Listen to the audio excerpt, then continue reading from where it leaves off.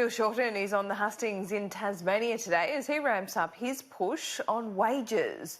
The opposition leader has written to the Fair Work Commission as he intensifies pressure to lift the pay packets of more than 2 million Australians. It follows his visit to Sydney yesterday, where Mr Shorten hit marginal Liberal seats. A rock star reception for the man who could be the next Prime Minister. Labor's been campaigning on an end to what it calls cuts and chaos, but there were chaotic scenes out on the hustings in the hotly contested New South Wales Central Coast.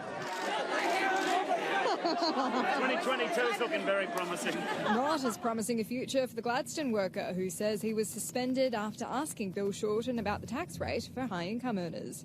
You see the high income earners getting a tax break. So a lot of the guys here do overtime. They earn $250,000 a year because they work nights. Well, we're going to look at that. Gladstone Port says the worker is a subcontractor and it had nothing to do with the worker's suspension or employment, a sentiment echoed by the opposition leader. I understand the company's put out a statement today and I can add no more to that. You know, I've been around work sites for 30 years. As a politician, I've been visiting work sites for the last dozen. People are allowed to express their opinions and they should be able to do so without fear or favour, full stop. Labor today also defended its quick call to match the Liberal plan to guarantee deposits for first home buyers, saying there'll be no cost to the taxpayer even if they default.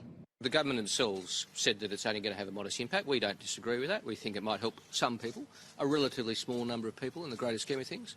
We don't think it's going to have a big impact either way on the housing market. With the election just days away, Bill Shorten's spending plenty of time on the ground, returning to Craig Laundy's vacated seat of Reid for the third time this campaign.